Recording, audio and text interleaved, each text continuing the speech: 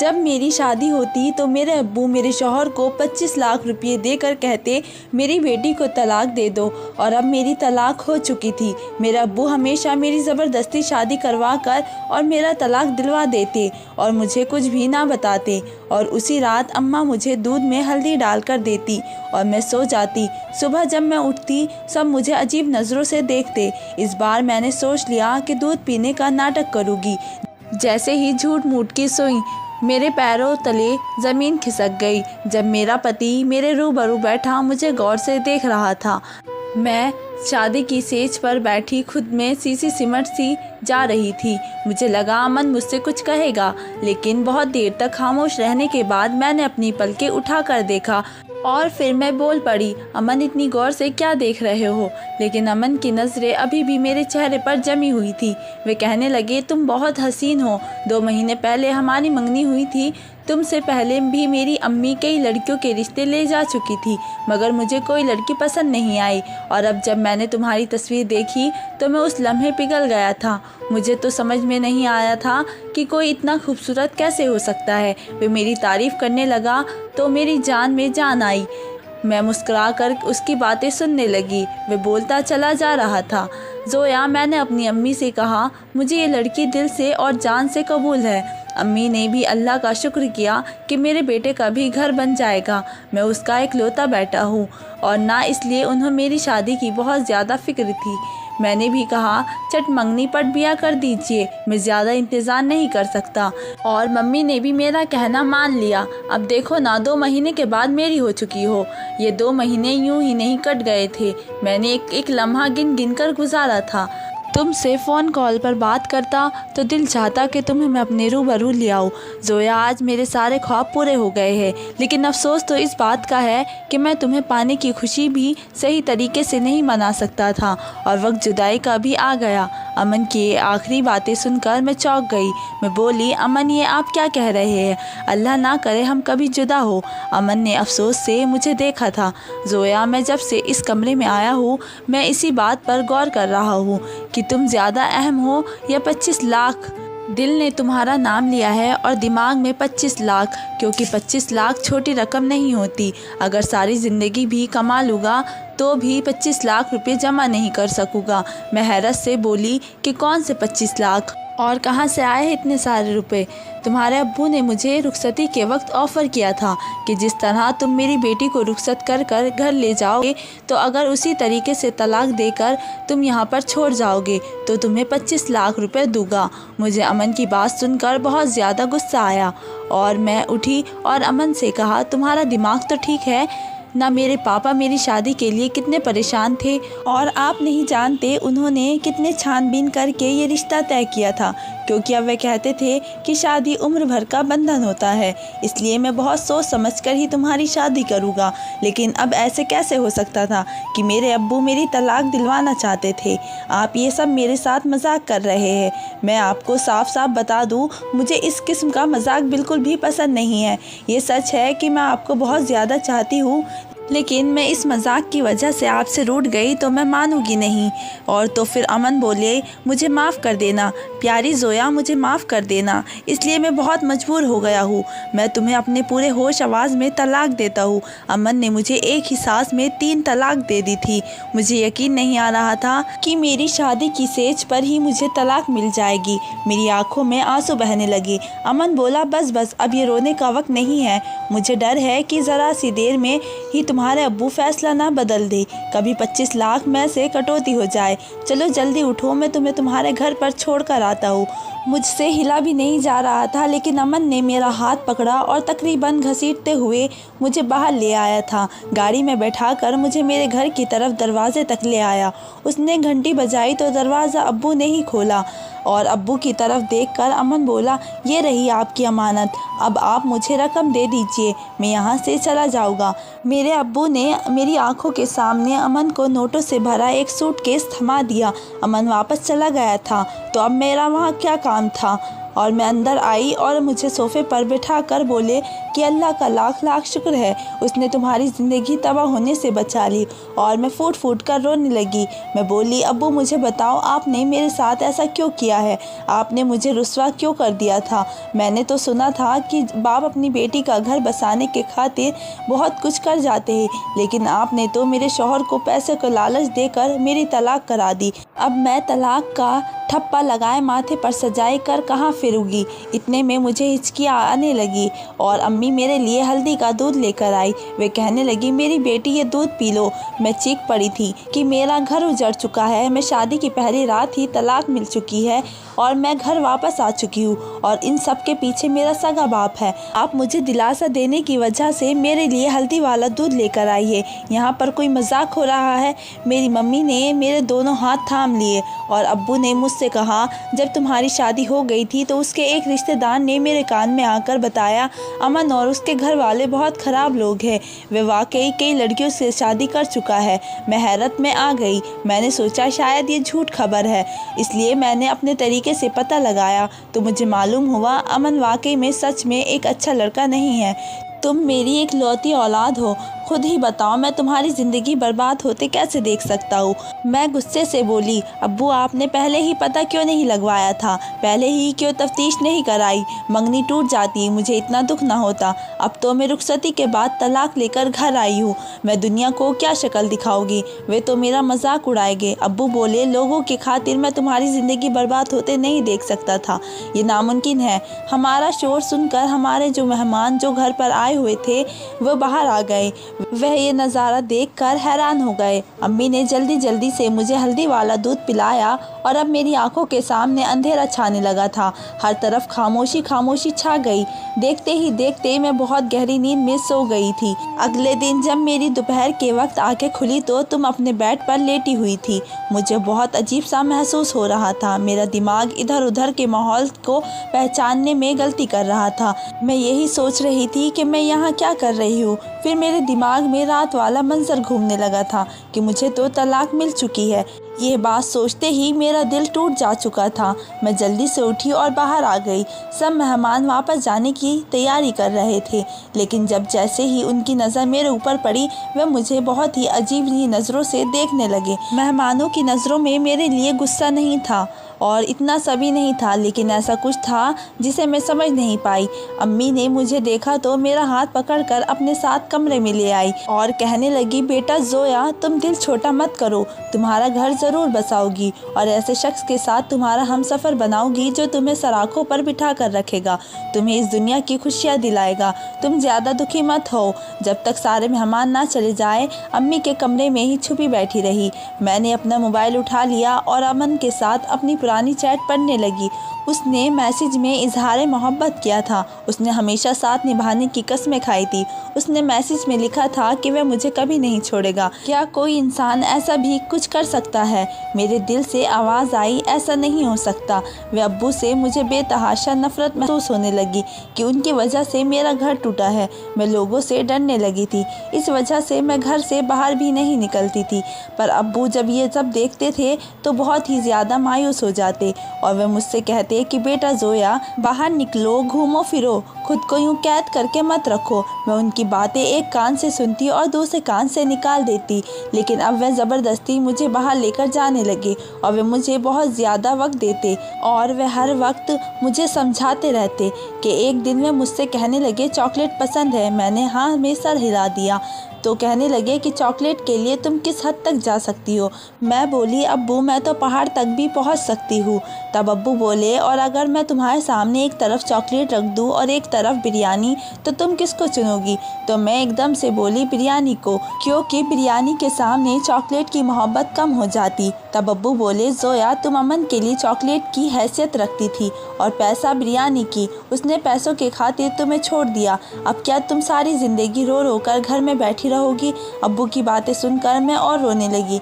वे सच तो कह रहे थे। अमन ने मुझे छोड़ा था उसमें ना कसूर मेरे पापा का था और ना ही पैसों का था, कसूर तो उसकी नियत का था।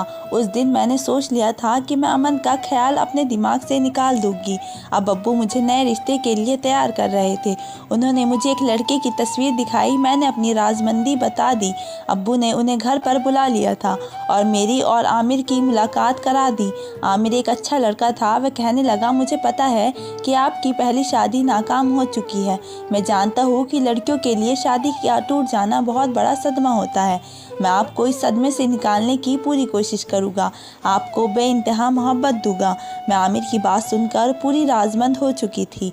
मैंने अब्बू से कह दिया था कि मैं आमिर के साथ शादी करने के लिए तैयार हूँ, इसलिए मैं इस बार मंगनी नहीं करना चाहती। मैंने निकाह का ऑप्शन चूज़ किया। महज 2 हफ्ते बाद ही वह दिन आ ही गया जब मेरी और आमिर की शादी हो चुकी थी। मैं खुश थी, लेकिन इस बार शादी की रात को लेकर थोड़ा सा डर मेरे अंदर बना हुआ था।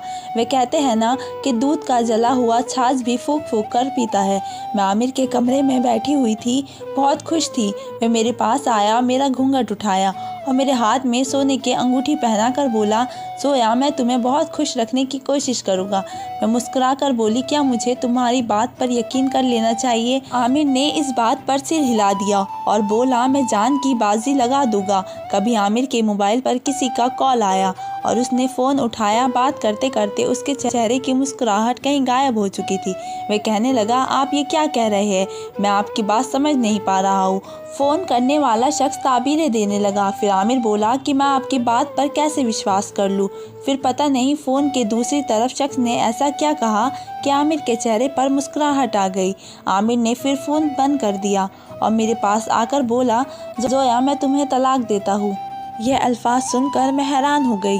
मेरे ऊपर दुखों का पहाड़ टूट चुका था। मैं ठीक कर बोली, और ये तुम क्या कर रहे हो?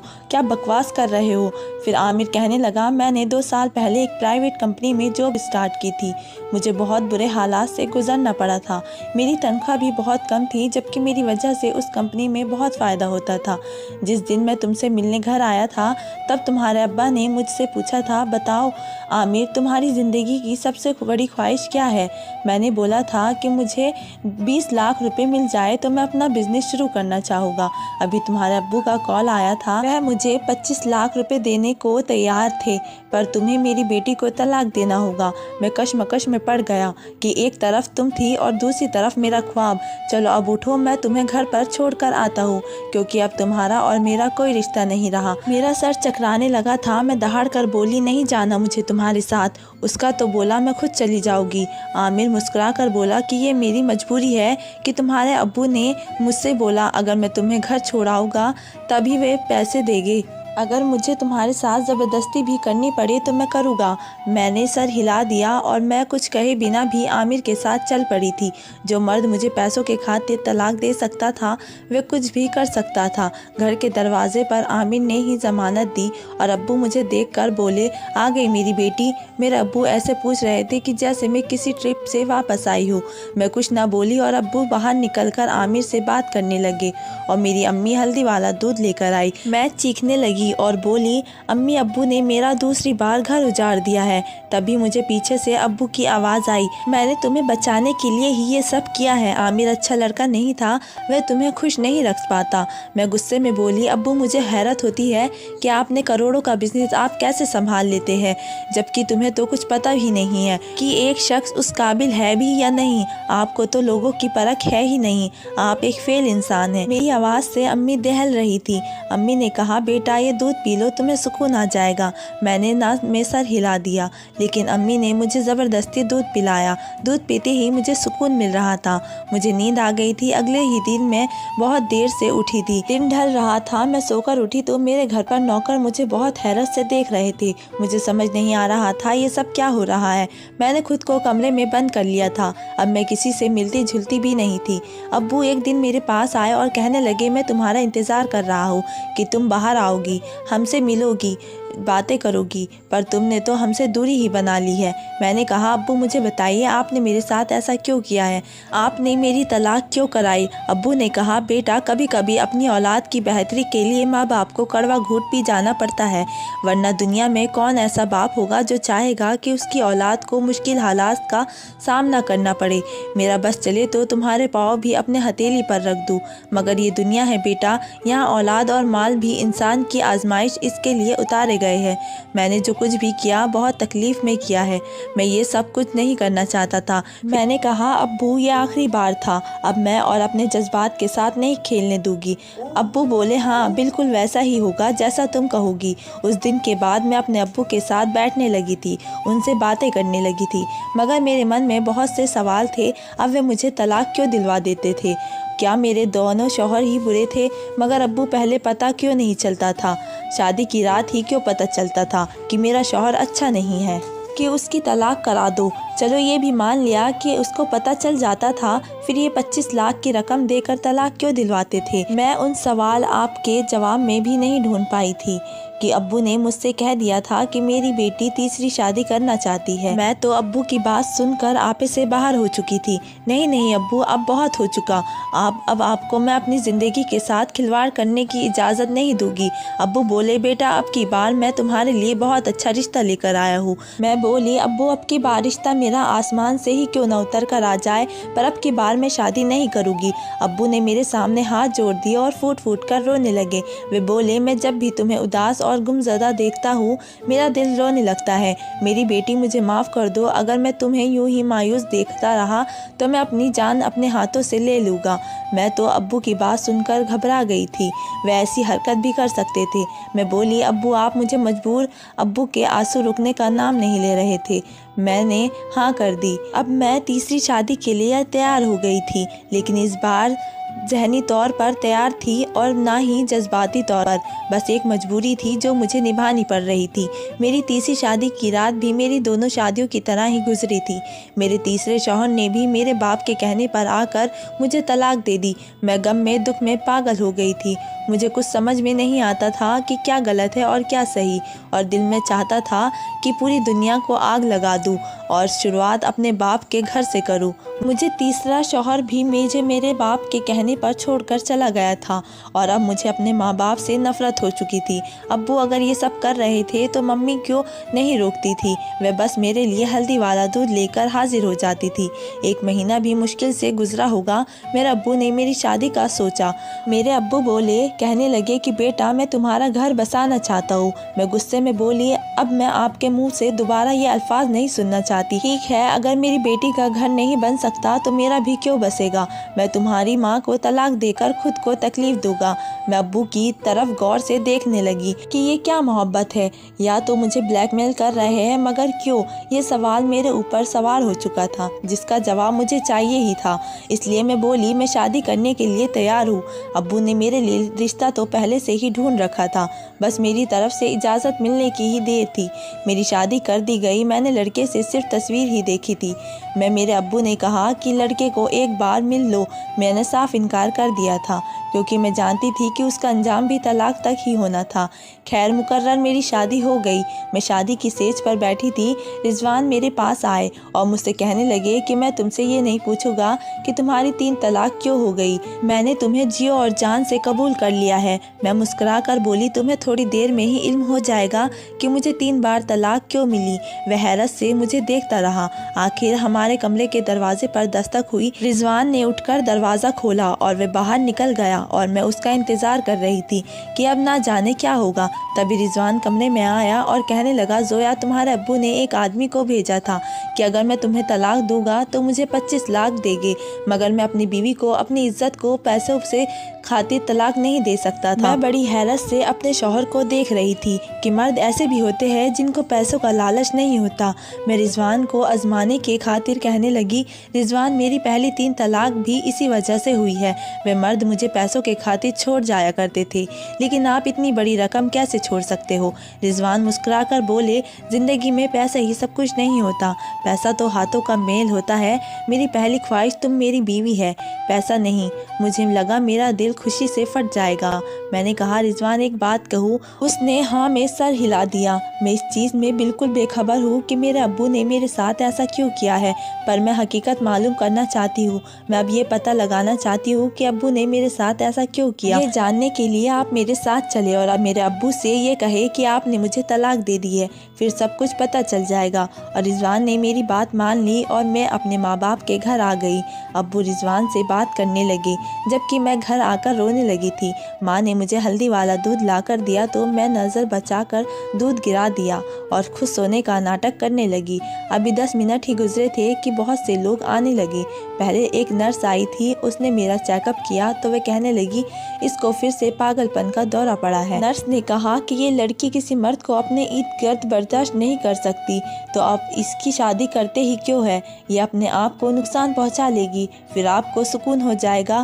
फिर एक वकील दाखिल हुआ। अब्बू ने नर्स की कही बातें वकील से बता दी। नर्स ने भी वही अल्फाज वकील के सामने दोहरा दिए। वहाँ पर रिजवान को भी बुलाया गया था। रिजवान बोला, जैसे ही मैं अपने कमरे में पहुँचा, मेरी बीवी ने मुझ पर हमला कर दिया। फिर बोली, तलाक दे दो वरना अपनी जान ले लूँगी। मैंने उसे तलाक दे दी और ऐसा मुझे जोया के अब्बू ने कहने के लिए कहा था, मगर मैंने ऐसा बिल्कुल नहीं किया। मेरी बीवी बिल्कुल ठीक ठाक है। मैं भी उठकर बैठ चुकी थी और वकील साहब से बोली, ये सब मेरे खिलाफ साजिश है। मेरे बाप ने मुझे 3 बार तलाक दिलवाई है। वकील ने सर हिला दिया और बोला, जोया आपके सगे वाले बाप ने अपनी सारी जायदाद मरने से पहले तुम्हारे नाम कर दी थी, मगर उनकी वसीयत में एक शर्त थी, जब तक आपका घर बस नहीं जाता ये जायदाद आपके नाम पर नहीं हो सकती। आपकी सौतेला बाप इसी वजह से शायद आपके साथ ही खेल खेल रहा था। वह हर बार आपको तलाक दिलवा कर मुझे बुला लेता था और कहता था कि मेरी बेटी घर बसाने के काबिल नहीं है, वह दिमागी तौर पर बीमार है, और ऐसा ही बयान तुम्हारा शौहर भी दे जाया करता था। मैं हक्की बक्की रह गई कि जिसे मैंने अपना सगा बाप माना था वो तो मेरा बाप ही नहीं निकला। मैं बोली, अगर ये शख्स मेरा सगा बाप नहीं होता तो क्या हुआ? अब तो मेरी सगी माँ थी ना, फिर आपने मेरे साथ ऐसा क्यों किया? रिजवान कहने लगे, मैं बताता हूँ। तुम्हारी मम्मी ने अब्बू के साथ रहते हुए दूसरे शख्स के ताल्लुक रख लिए थे और उस शख्स के साथ भागकर तलाक ले ली थी। तुम्हारे सगे अब्बू उसी सदमे में चल बसे, इसलिए उन्होंने ऐसी वसीयत की थी कि तुम्हारी अम्मी की आंखों में शायद अब तक उसकी मोहब्बत की पट्टी नहीं उतरी, जो तुम्हारे साथ ये सब करने के लिए भी बाज नहीं आई। मैं फूट फूट कर रोने लगी थी। आज इस भरी दुनिया में मैं तन्हा रह गई थी। रिजवान ने मेरा साथ दिया था। मैंने अपने वालिदैन के खिलाफ धोखाधड़ी का केस दर्ज किया और उन दोनों को पुलिस पकड़ कर ले गई। जिन लोगों ने मुझ पर रहम नहीं किया, भला मैं उन पर तरस कैसे खा सकती थी? और जब तक उन लोगों की सज़ा नहीं मिल सकती, उनकी हसरत बदलने वाली नहीं थी। अब सारी जायदाद मेरे नाम हो चुकी थी। रिजवान और मैं दोनों ही सारी चीज़ों का ध्यान रखते थे। सच ही है, पैसा बहुत बुरी चीज़ है। ये अपने सगे लोगों का भी खून सफ़ेद कर देती है। तो दोस्तों, आपको मेरी कहानी कैसी लगी मुझे कमेंट बॉक्स में ज़रूर बताएं और मेरे चैनल को सब्सक्राइब भी करें। धन्यवाद।